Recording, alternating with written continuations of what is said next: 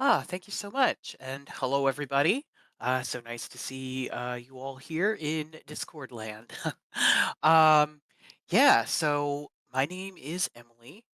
I am currently a technical designer at Pipeworks Studios, which is based in Eugene, Oregon, but they have lots of remote folks, and work with people around the world, so they're very remote friendly. I am currently based in Baltimore, Maryland, so a bit far from Rochester right now, which is unfortunately because I love Rochester. Um, so yeah, prior to being a tech designer at Pipeworks, I had a brief stint as an RIT professor, just adjuncting a few small courses. And before that, had an even briefer stint working with a company called UX is Fine.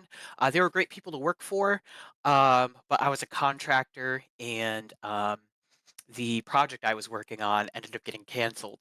Not from anyone's fault, just from financial decisions. So they didn't need me, so I that job ended unfortunately. And prior to that, I worked for a few years at Oxide Games, working on Aura: History Untold, which is a 4X game published by Microsoft Studios. That is out on Steam. If you're into 4X games, maybe go check it out. It was definitely a roller coaster, but overall, Oxide was a very good first game studio at the time. Um, and yeah, that was like my first entry point into the games industry. So, good times. And before that, I earned an MS at RIT for game design and development. So, for any current students, I'm what one of you might look like in a few years after graduation. Because that was in, oh gosh, thinking about time is very, very painful. I believe that was 22 when I graduated. Yeah, 22. So a few years ago. Um, yeah, so on to the actual topic of today's talk.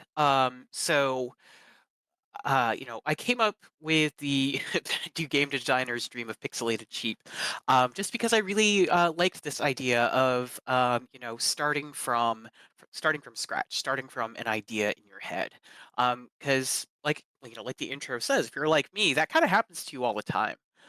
You always have ideas for games.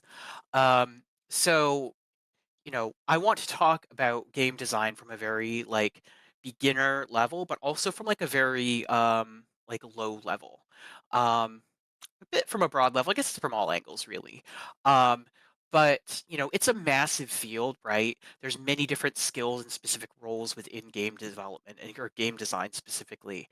But yeah, want to start at the beginning of what I would call design thinking. So this presentation is mostly aimed at newer designers. However, I think anyone at the student level especially would benefit, but anyone of any level might find this an interesting topic to, listen to someone else talk about. So I hope you're entertained, if not informed. And if you are neither, we will have a QA section at the end where you can complain and whine. And listening to people complain and whine is part of the job of being a game designer. So I'm used to it.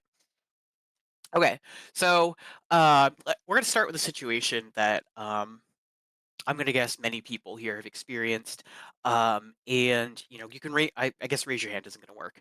I'm thinking of Zoom where you can have reactions and everything.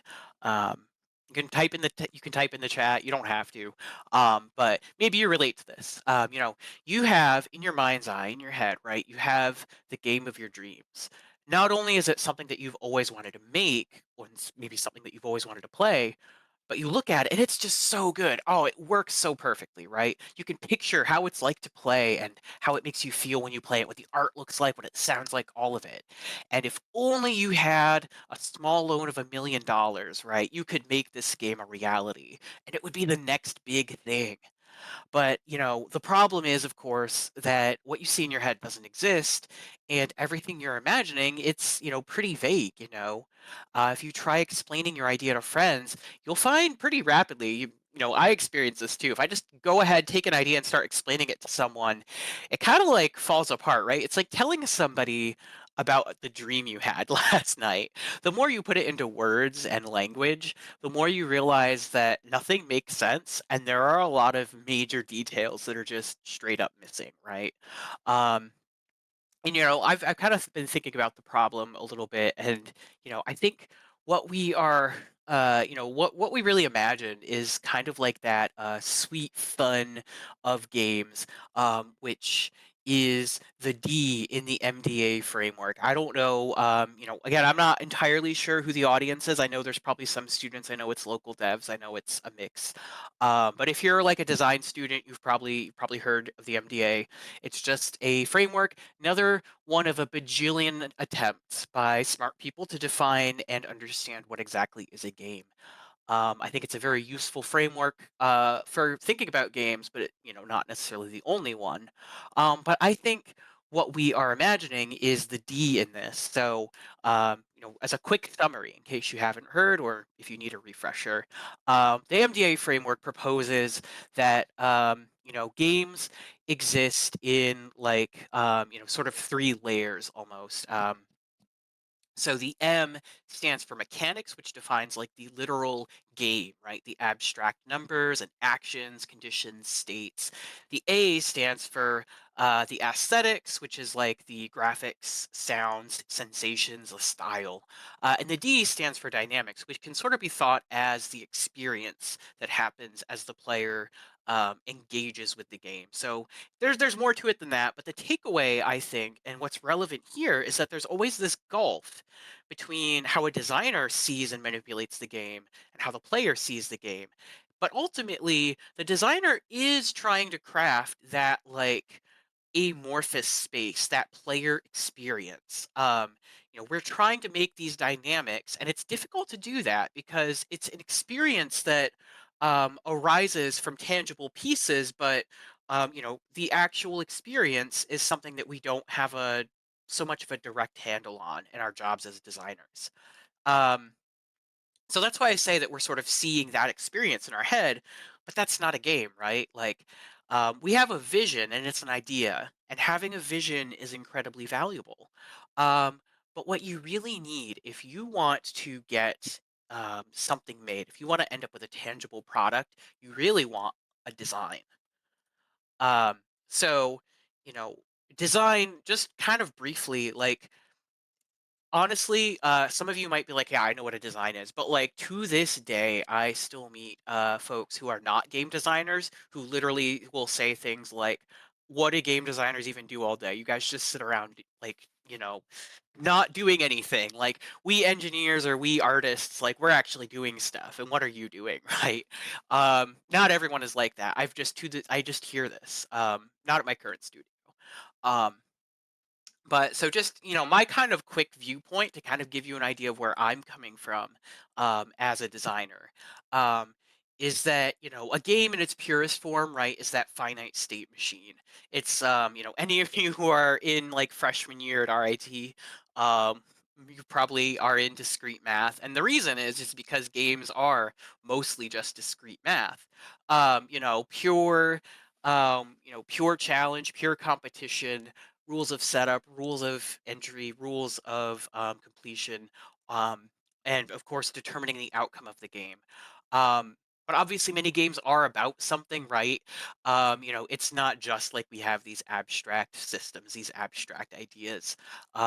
Game design is all about mimicking something in the real world that is, and that's really plain to see in games like, say, Dungeons and Dragons, or really a lot of RPGs, right? Like you have all of these stats and dice rolls, attacks, spells, and the purpose of all this is to prop up an adventure, right? It's to give structure to imagination so that you and your friends can play but agree on the rules and actually give like meaning and consequence to your decisions. And all of this is a representation of like how things could work if this were happening. But obviously it's all very abstracted. And if D&D is too nerdy for you, you can also, oh, there's the D&D slide. Whoops. You can also think about Animal Crossing, right? Um, when this was a game created to experience the feeling of moving into a new town and starting a life on your own, developing a sense of community with your neighbors. And while this is Animal Crossing is nowhere near simulating real life, the original designers Katsuya Gucci and Hisashi Nagomi had to consider what aspects of how the real world works they wanted to emulate and make decisions on which aspects would create the story and experiences that they wanted to tell. So you immediately start out in a small house with nothing, and you're massively in debt, and you go next door and talk to a cat, and she's mean to you. Like that. That message is so clear, right? Um, but again, that really shows like what is actually turned into a game. Like I don't know, you don't need to like do the dishes in Animal Crossing. You do like the fun stuff, like decorating your house and upgrading your house and trying to make friends with that rude cat. Um, so at the end of the day, all designers have to make decisions on how to turn an experience that we might have in the real world into those abstract numbers, into those abstract systems. Um, and I think put quite simply, I'm one slide ahead. Put quite simply, um, you know, a colleague of mine. Um, Wait, hang on. I think I am jumping ahead in my notes. Yeah, sorry about that. I lost my space in the notes. So at a high level, the design is really about your statement of vision, and a purpose that allows you and your team to maintain your course as you work, and it helps you all understand and unify your ideas for what you're trying to create. Um, and I think that, for that reason, um, it's a really good idea that you want to have a design instead of just starting from an idea. Obviously, ideas, I guess you are starting from an idea other than moving to the design. But from a more pragmatic perspective, design is the cheapest way to develop a game. If you sit down and you like write mechanics and describe, the economy, you have a game. It's literally a game, even if it's not a playable product. And that is a lot of an easier and less painful way to find all of the gaps, to make sure everything makes sense, so that there's no exploits. To try and actually define what the heck it is that your game is about before you like tell artists and engineers to start drawing and start programming, and then as soon as they're done you're like, this isn't at all what I wanted. Like, didn't we talk about this? And the answer is yeah, you did talk about it, um, but you weren't clear enough, or not all of the ideas were like fully fleshed out. um, and I guess in just a few less words than I say, I really like something that a colleague of mine has said. That he says that a game is a promise and then a fulfillment of that promise. Meaning that with a video game, when you look at that shelf and you see Mario or Sonic or whoever, right? That game is making a promise to you about what kind of experience you're going to have. It's promising a fantasy and promising a good time, promising something interesting, right? And then actually designing the game, developing the game, and turning it into that product on the shelf. That's the process of trying to keep that promise. And the job of being a game designer is not just in making promises. That's the idea guy that doesn't exist unless you're a tech CEO who's lying to people so that you can get trillions of dollars and blow up the world economy. Otherwise, being an idea guy isn't a thing. The job of a game designer is to fulfill those promises. You need to understand systems, math, interactions, and how that can all be tied together with aesthetics and obviously functionality to craft a product that will provide an experience or fulfill that promise.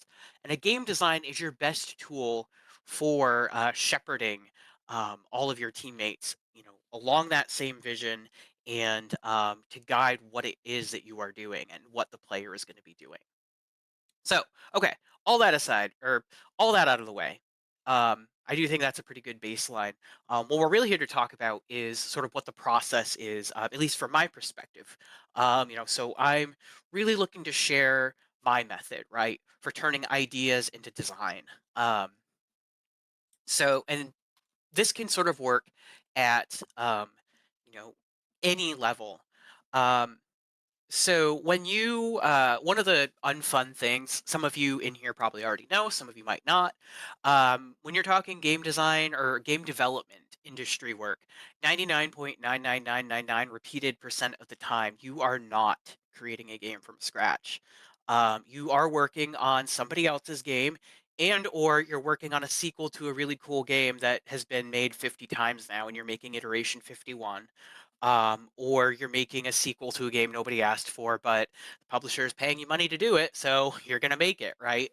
Um, so I will say though that this method, this starting from scratch, even though I am talking about like starting from your idea, your game design idea, um, it might not apply all the time in the industry, but you can apply it to like much smaller design tasks, like designing a new mode for an existing game or, trying to fix mechanics that just aren't working. I think you can apply a lot of this method to, those parts of design. I say method very loosely because really I think this is more of a mindset. Um, you know, and but I do find myself coming back to this kind of mindset and this sort of thought exercise, or these thought exercises. And it's put simply that I ask a lot of questions. I thought you could call it interrogating the idea, interrogating your creativity and your imagination. Um, but if you want to be more gentle, you could say asking discovery questions, right? So when I started writing this talk, I was really trying to think of the questions that I have asked myself, like especially during game jams, like when like I've literally been in game jams where it's like, oh, Emily's the designer, I'm the artist, I'll program some stuff. What are we making? And that's really fun. But like when you are in that position, with great great responsibility comes great power. Um, you really have to start asking yourself what it is that you are trying to make. So I sort of went through all of the questions that I have in the past and usually ask myself. And as I did, I found that there were like three main categories here. So the first one I've had on the screen for a little bit is very high level. It's what is the destination? What do we really want to create?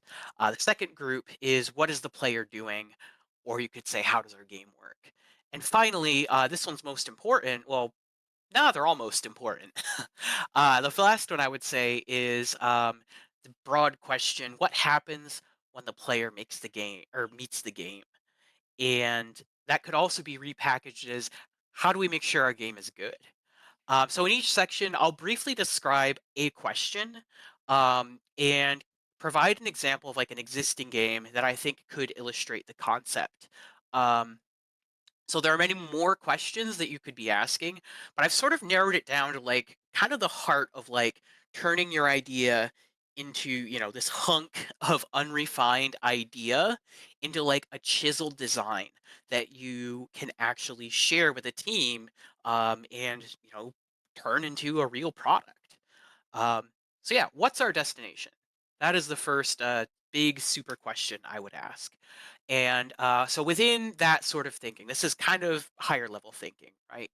Um, the first step is really understanding why what you're seeing in your minds is like something you're interested in, but also kind of like I'd imagine like you have binoculars, right? And you're trying to like get the zoom right. You're trying to make everything a little less fuzzy so you can understand what your goal is.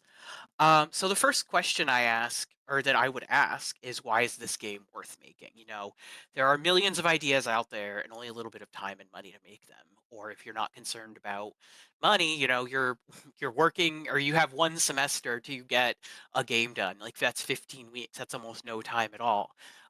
So why are you going to invest in one idea versus another? Um, so there are a lot of valid answers to this, but I think it's crucial that you have an answer, right? Are you trying to tell a story? Do you want to explore a fantasy? Do you want to just make people smile? Maybe you're trying to change people's minds about things. Maybe you're a huge Metroidvania fan and you just think it'll be cool to make one, but with your own identity and ideas embedded into it. I think the first part is really understanding what is motivating you and why you think the game idea is so awesome.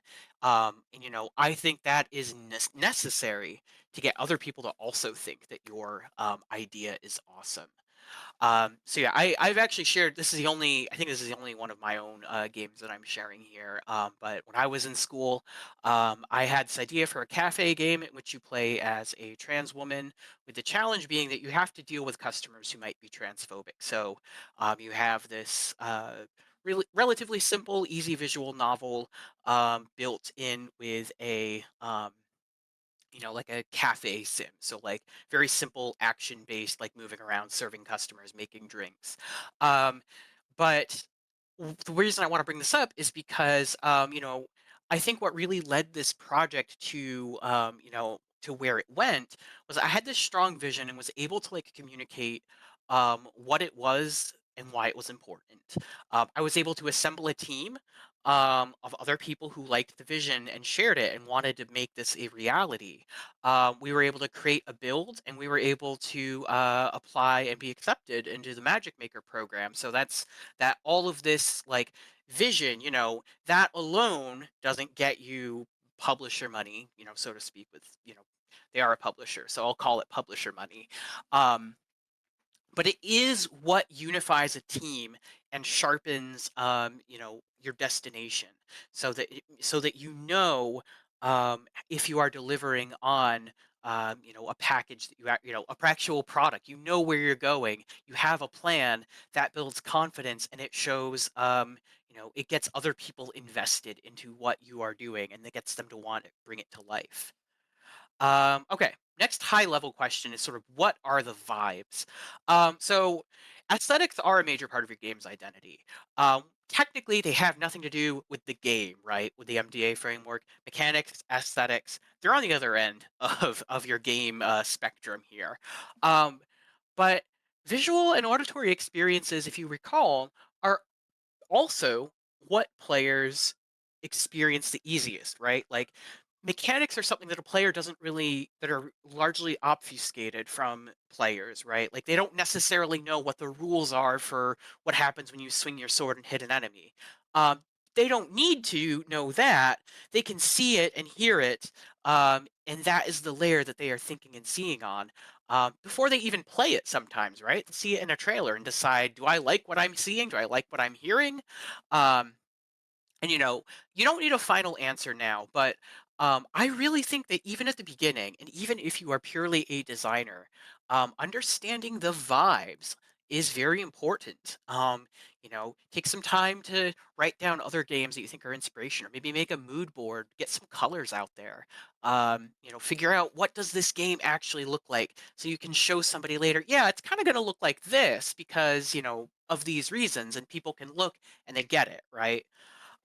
So I'm bringing up two retro games here because I think that they both exemplify the power of aesthetics and identity. So first here is Shovel Knight, which is like it really presents why 8-bit artwork is really a marvel to look at. Because with so little visual information but arranged correctly, you get really rich, detailed environments, even though there's a lot less pixel data, right? Um, and this game like is so great overall because not only does it look like a classic 8-bit style, it feels like that type of gameplay but with more modern sensibilities for design, and obviously like more less technical limitations. So the aesthetics you know help give it this identity, and it makes it feel like this historic, timeless, and also yet modern package all in one. And the other one I just wanted to share was Arzette, the Jewel of Faramore. Really great game. It is a spiritual successor to the very infamous failed Zelda CDI games. I've actually found that some young folks haven't actually heard of these, so look them up. Zelda CDI games if you haven't already. But they're colossal, embarrassing failures of video games. But Arzette sort of is reimagining like some of gaming's most notorious failures. Um, and when you play this game, it feels like you're stepping into this alternate reality where those games were actually fantastic, right? So the not so secret sauce to like this game's success is that it really nails the graphic and audio vibes of like 90s CD gaming when CDs and playing games on CDs was like the hot new thing that no one really knew what they were doing. They just knew, oh, CDs, we can get better graphics and better audio, but we don't necessarily know how to make games for them yet. Um, so it really is just very immersive and it feels like you're back in the 90s, which I appreciate because I was born in the 90s.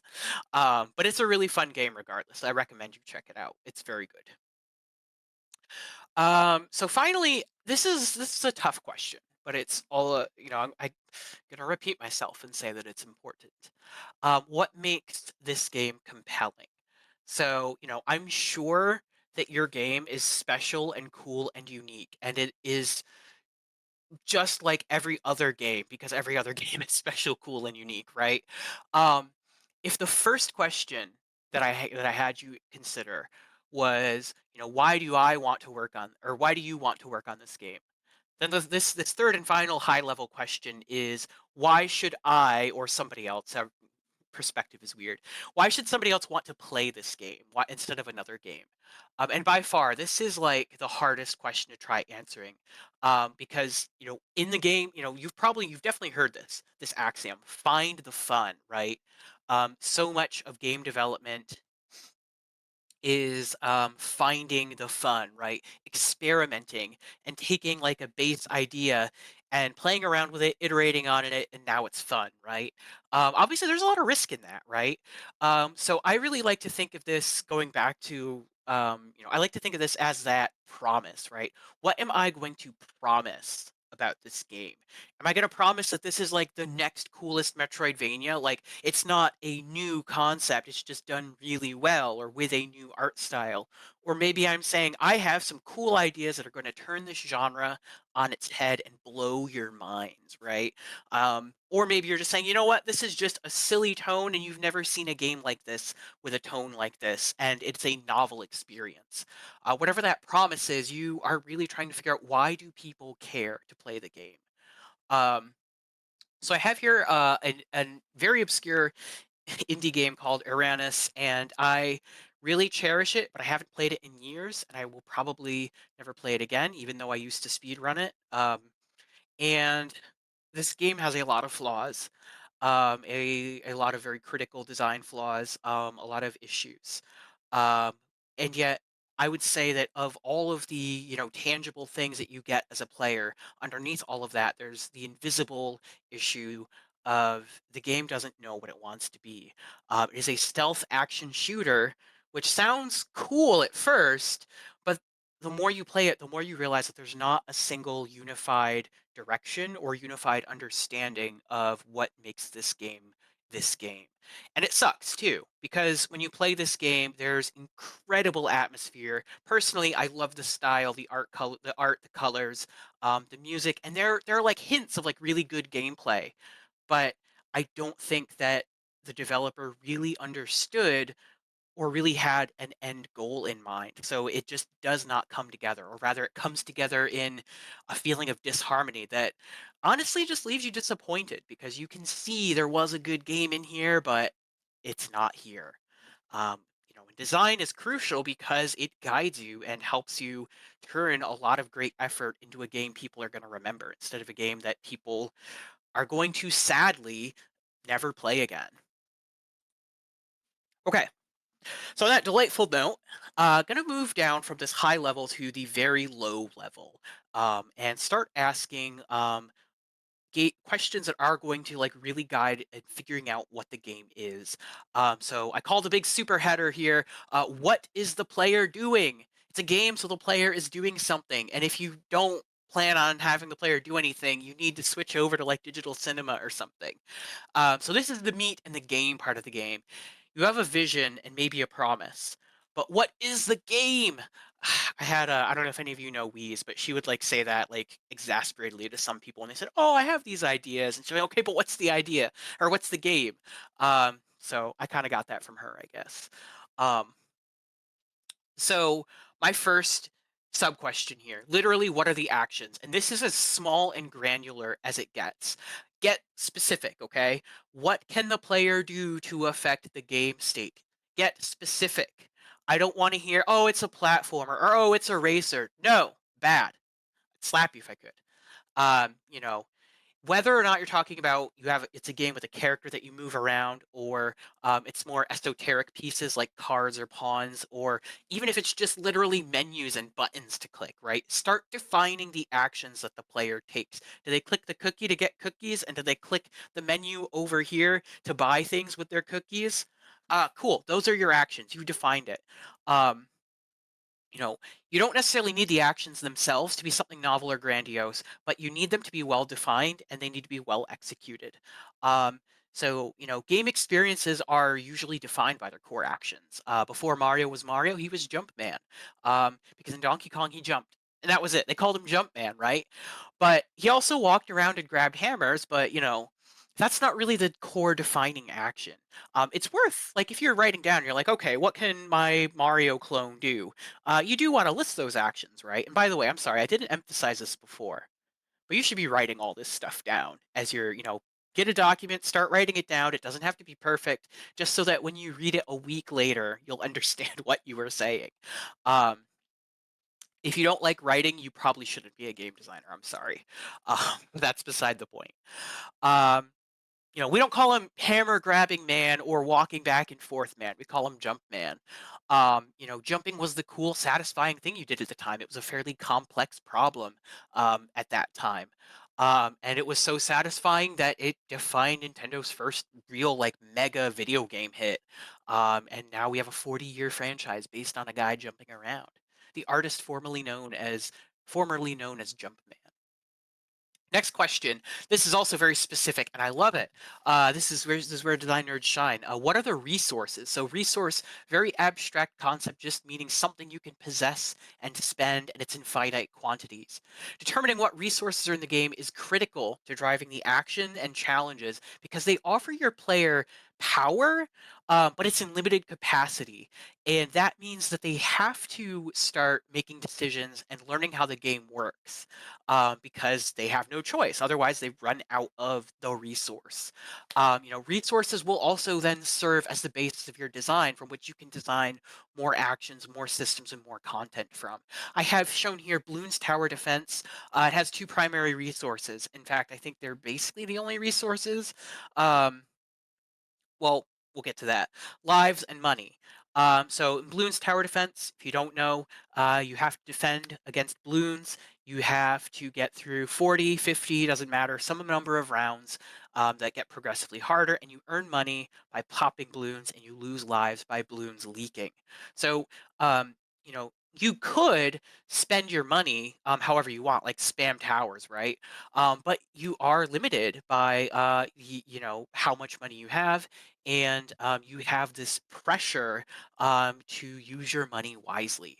And even if you did try to spam towers, you have a third hidden resource. This is something to consider, that resources aren't just like a number that you put on the screen. It's also something that something that is limited. And that is the space, right? Like, even if you could spam towers, um, you are going to run out of space. So, and not only that, there are very premium real estate spots on the map, and you might only be able to fit like two or three towers there. So you have to, like, the player is forced to, due to the limited resources, they are forced to learn how your game works, learn how the different towers work, and learn how they can get the most bang for their buck. Um, so this is essentially driving skill development, which, by the way, is something we're going to talk about soon, but not quite yet. Actually, nope. It is later. Yep. So yes, what is the player trying to accomplish is the next question. So this is a little easier to answer in most cases. Games have outcomes; they have goals, right? Um, the goal is to win. There's a great YouTuber I enjoy, called The Rules Girl. She explains how to play various board games in like 5 or less minutes, and every game she explains the flavor, and then she says the goal of this game is to win. And to win, you must, so to win, you must do what? That is the big question here. So how do you win in your game? You can think about it in terms of micro and macro gameplay. In Super Mario Bros., you want to rescue the princess. That is beating the game. But getting to the end of the level, grabbing the flagpole, that is like a much smaller win. So you have a string of these smaller wins towards a much larger win. Um, and that's it. Like maybe it is actually, for some games I could see this question being complicated, but just defining like what do you have to accomplish? Get to the next level, get to the next screen, um, survive waves of enemies. Like really think about what at what moment do you say, okay, you won. Or you beat this level, let's go to the next one. Or maybe it's not even levels. Maybe it's open world and they have to solve, I don't know, some weird obscure puzzle. Um, but define what it means to win, what it means to be done with the game. Decisions. What decisions does the player make? This one is very important. I know I keep saying that. Um, so, oh man, we're a bit short on time. That's okay. So the grand wise game designer Sid Meier for Axis Games proclaims many wise design insights. Look him up if you don't know him. Um, but one of his most famous is saying that games are a series of interesting decisions. Now, what makes decisions interesting is like an expert level problem. But for our purposes, the starting point of considering a game being a series of decisions is very powerful. After all, think about it this way. Games are interaction, that's doing something, right? If you have no decisions, what you're doing is essentially a chore. Um, you don't feel like what you are doing has anything to do with you. It feels like it's you doing something that somebody else is telling you to do. Um, and I think decisions, obviously, you might think in turn-based games like the decisions are very clear. Sometimes decisions are asked of you very directly. What do you want to do? Attack, defend, use your magic, or run away, right? But decisions are in every genre. Think of like a run and gun shooter like Call of Duty. You're always making decisions, right? Where do you rush when the game starts? When should you reload versus like, not reload so you're not, vulnerable? Which weapon do you carry with you as you're running versus which do you switch to you when you stop? Should I throw my grenade that way or that way, right? And even like I've been camping here for like 5 minutes and I killed the whole enemy team. Is it time to move or should I stay here because I think I can take them all these angry gamers running at me?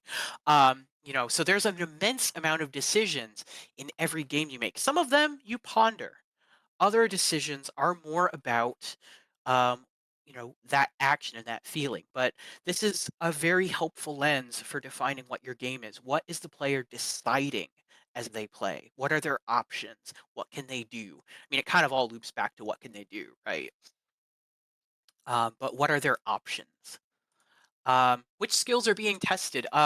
This question is fun because I think the real question is how does a player get good, right? Like they can make decisions, right? But if your decision is just do you want to win, do you want to lose?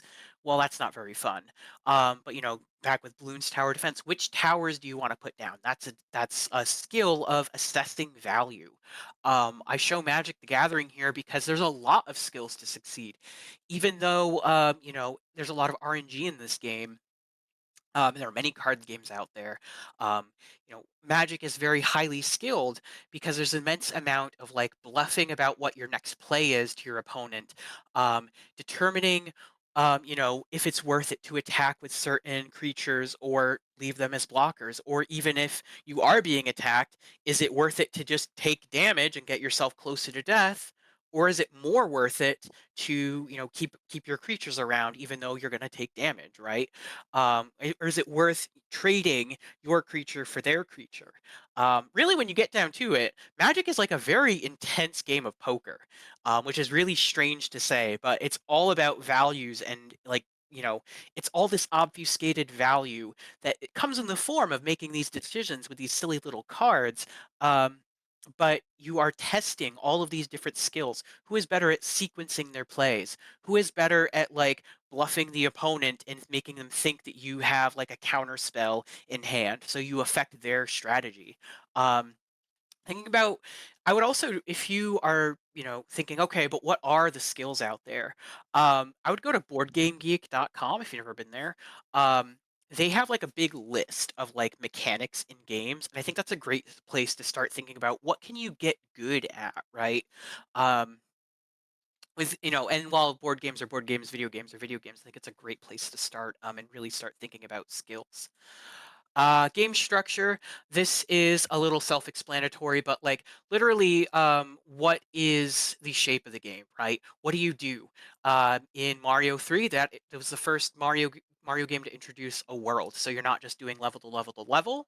But now you have a world that you can explore and levels you can select and things that happen on the level. It's this different space or this different moment in the game. It's like a different game entirely, but it is still the game. I also like to think of things like Final Fantasy. You're walking around in the overworld is a lot different than walking around in a town. And while you're walking around in the overworld, you encounter a battle, and you're suddenly magically transported to this entirely different screen. But or maybe consider like Mario Party. You've got the board game, and then you've got the mini games. Um, so think about what are the different pieces of the game. Maybe you just have one piece. Maybe you're just running to the end of a level and then you go to the next level. But maybe think more clearly about like, are there these additional moments? Are these extra layers that expand the game loop or contextualize the game loop, and introduce more variety to the player? And finally, what is the play pattern? So the last question in this middle section is sort of about what the player is doing, but it's about what the player is doing over and over again. So stepping away from the core actions and instead looking at like the pattern of engagement that emerges and defines a whole play session of what a game looks like.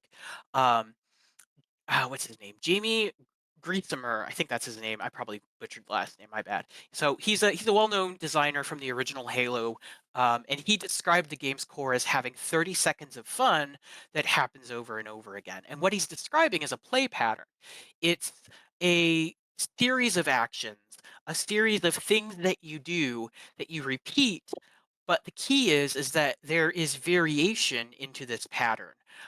Halo varies what you are doing by each area, each level, totally different terrain, totally different enemies. Enemies might even have different weapons. You might have different weapons. All of this is like the same core gameplay, but you're repeating it over and over again. And you see this everywhere in games. Um, that play pattern. What is the pattern? It's walk to the next place, see enemies, look around, try not to get seen. All right, decide where you're going to go in and attack, make a plan in your head, and then execute it. Go fight, go shoot, melee a guy, get up close to a guy, pick up his weapon. You have this whole loop planned out, and then you do it again later, right? Um, but if you pay attention to what your play pattern is, especially early on, you can start to see where you can inject variety, where you can inject difficulty, and how you can make this more fun. Like, and you can also ask, is this going to get boring, or can we actually keep it, fun? So finally, the last set of questions. We're reaching this as we're running out of time, unfortunately. So I will have to go through it a little quickly. The last set is what happens when the player meets the game. So remember earlier I mentioned the MDA framework and the M, the D, and the A. It's the MDA framework. But I said that we are really trying to create dynamics, which is difficult because our primary handle is on the mechanics. And the axiom in the game industry is finding the fun refers to the process of sort of trial and error as we are trying to make something fun, but often we miss the mark. However, I would say that it really sucks to just keep trying and failing and then trying again, and that's unavoidable to some extent. But I think as designers, what we can do is we can start trying to design dynamics, which what I would say is more like hypothesizing. Think about it like that. Like, it's still more asking questions, but it's hypothesizing about what is going to happen and what the actual experience will be for a player who tries to play the game. Makes things a little bit more scientific and it makes the design stronger. Um, and these are kind of some more advanced questions, but again, still mostly introductory. So just to get your brain really thinking about this problem, these problem spaces. How does the economy work? So we went over resources and actions, and that basically forms the basis of an economy. But none of your resources exist in a vacuum. And I think the best games are often defined by the push and pull of resources. The values of items or points, scores, whatever, can be difficult to judge because they all have different contextual uses, or they don't translate perfectly into one another, and it's up to you to sort of determine in what actions are worth taking and what resources are worth holding on to. And I bet everyone in the room has played Skyrim, and if you haven't, I'll personally call Todd Howard, have him send you a free copy, right? But a well memed aspect of the Elder Scrolls games is that items have a carry weight, and there's only so much you can carry. Um, Items also have a monetary value, so they have like a universal cost and a universal value, but they also have a more abstract contextual value. Like, do I want to carry around the pickaxe so I can mine veins and get like, get cool crafting materials? But the pickaxe is really heavy. Maybe I want more room for potions or, additional weapons. This basic exchange of resources and evaluation of them creates a lot of decisions, a lot of questions for the player. It creates a very textured experience. And I think the more you look at all games, like you'll see that's kind of what's going on in all games: a push and pull and questionable value or speculative value. That's kind of like the really fancy term for it. You're speculating how valuable something is. Next is how do you actually reward, incentivize, and encourage behavior? And encouragement is hard to do. I love anyone who has watched JonTron, a very old video of his where he's making fun of Bubsy 3D, because every YouTuber has to make fun of Bubsy 3D at some point in their careers. And the back of the box has the selling point that you can earn atoms to gain an extra life. And he makes a big joke, derides the fact that earning things to gain a life is not a selling point. But I think it perfectly illustrates that you can't just say a thing in your game is worth getting, right? Like you say, oh well, you're gonna love the story. Okay, maybe I would, but like I'd love the story of these other games. What am I really trying to accomplish? Um, so I think that to some extent, very difficult games or even just very story-driven games, they do give, they if you can set a proper hook, like a proper moment of intrigue, you can get people to move along and play your game. But I think what becomes like complicated is how do you get them to do the right thing, right? Like in a game like Silk Song, your actions are really varied, and it's very open-ended how you approach fights and approach encounters. Um, and if you don't get how to play well, um, or even if you're just, not sure of all of what's going on, you're gonna have a bad time, and players are gonna say your game sucks. They're gonna rage quit. And this, your Silk Songs, you don't care. You sold 1 million copies on day one, or however many they sold on day one. Um, but the idea is that you want your game's core mechanics to incentivize and record and reward certain behaviors. And Silksong, they incentivize and reward you for trying out different play styles and approaching fights with specific rules in mind. And to quickly summarize, you have to kill enemies before you are killed. Classic Dark Souls, right? Enemies can take way more hits than you can, making the fights a challenge, and you are strongly incentivized to never get hit. However, you might accidentally have players like afraid to attack, or they might never attack. They might not take risks. They might not get aggressive. And the system of earning silk whenever you score a hit on an enemy helps reinforce that you are in a fight and that you should attack. Additionally, in most fights, one of the safest places to be is to perform like the cool acrobatics. Like that's kind of like a selling point that they sell, is like that Hornet is very this acrobatic, agile character. But that's hard to do. To get players to do that, you put together the punishment of damage and the reward of silk to say, hey, you should figure out that these certain moves are safer and rewarding and get you towards your goal, and also just makes you feel cool. So fights can still go pretty badly in this game, but as long as you can protect yourself and score hits, you can always turn it around. You have a lot of agency and a lot of power in this game. And I could talk for hours on Silk Song, and I already talked too much, so we're just going to move on. Another thing to consider is how the play pattern evolves over time. Just kind of go through it real quick. But over time, the player gains experience. They gain literal power and literal abilities in the game, and they also gain knowledge of the game, how it works, and where everything is. So that can go against your initial core loop. The real goal is that you want to start as the game expands, you want to be able to understand how it's going to evolve and provide for additional gameplay. And I use The Legend of Zelda as an example, specifically Ocarina of Time, but most of them, because as you play, the game starts out very linearly with you just needing to go from one dungeon to the next, beat the dungeon, get the item, and you're done. But as you have seen more and more of the world, and as you get more items, you have a lot of incentive to start backtracking. And suddenly it becomes more of this adventure where you are, you're running errands, you're going to this town, then you're going to this village, you're going to this area because you remember that you have this item. You still have that core loop, but now it's expanded with all this extra stuff in the middle, and the game really feels like it's big and expansive as a result. Um, so player can now play the game differently now that they've unlocked abilities and now that they understand the world. They're not done with the game. The game is just beginning in a sense, right? Is there more room for more game? This is really quick, but I would consider that your game, I'm not talking about stapling in mini games into your game, but rather there might be more aspects of your game that can be gamified, right? Aspects that are masterable. There's an optimal or like different situations to consider. Indie darling Balatro. It's a little indie game. You might not have heard of it, right? Prominently features a shop just like most roguelike games. Unlike most roguelikes, you can actually get good and or be bad at the shop. Like there is often an optimal order to buy things in.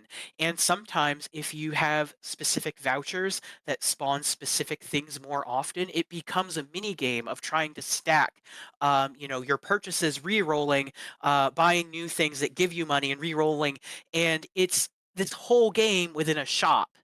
And that is not something that, I think that is something very unique about this game that not many games have done. And I think it's something that could be easy to miss in a game. It makes me wonder what other aspects of a game can be gamified, or can be more game than just menu or just thing that you do. Finally, are there exploits? Obvious solutions, degenerate strategies. I think this is really important to think about, not because you are looking for balance right away, but because if there is a crappy and unfun way to accomplish a task that you are asking a player to accomplish, one, that's bad. It ruins the whole experience. The player's going to do it. They're going to tell you, man, this thing I was doing was really unfun and I hated it. But sorry, it is actually your fault as a designer because you said, I set up these rules and the best way to play is in this crappy, unfun way. The best way is the worst way. Um, but trying to get ahead of this, literally try to play it yourself, share it with your friends, try to figure out like what is overpowered, what is going to like take my cool puzzle game and just say, nah, you can just jump over this thing, right?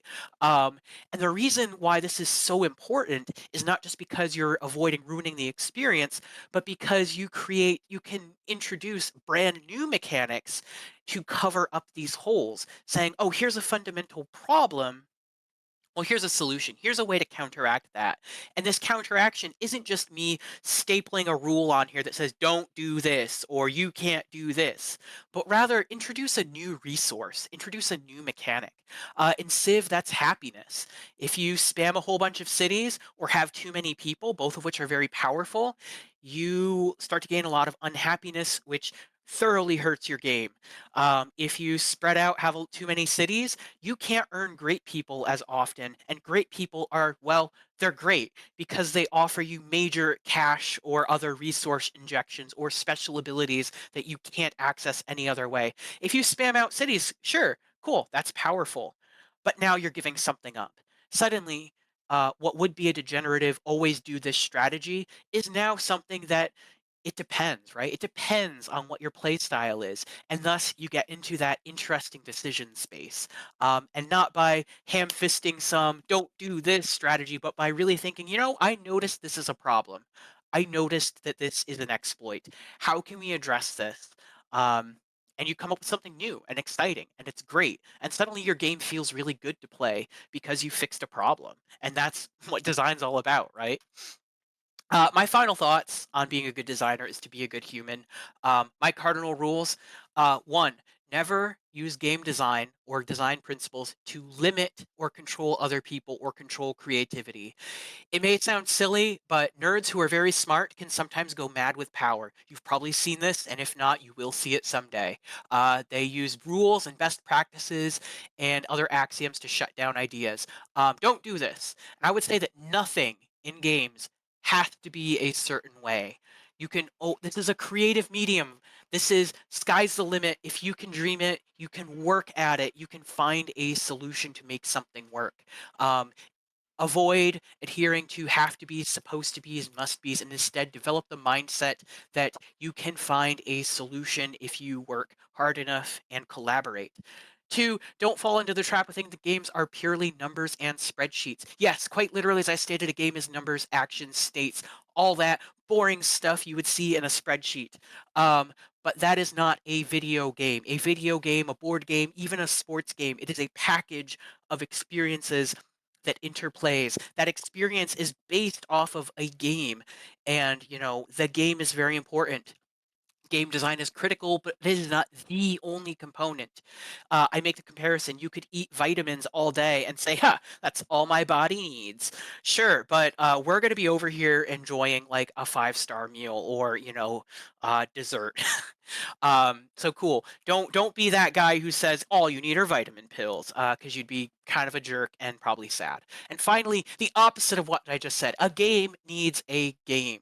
Okay, numbers, systems, and actions simulate experience. Simulating experience is a powerful tool to build connection with an audience because they can say, wow, what I'm experiencing is just like this other experience. I'm intrigued. I want to keep playing.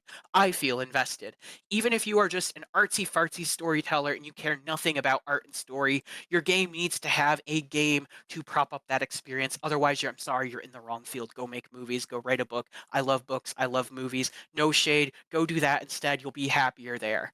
Interaction needs to have consequence, and consequence comes through games and comes through systems. You can't ignore having a game in your game, and you can't ignore not having a game in your game. So both things are true at the same time. All right, thanks everybody. I'm sorry I went 4 minutes over. I see there is messages in the talk chat, which I can answer, but that's it. That's all I have. I hope you enjoyed it. I hope you were entertained. Um, I hope you're excited. Um,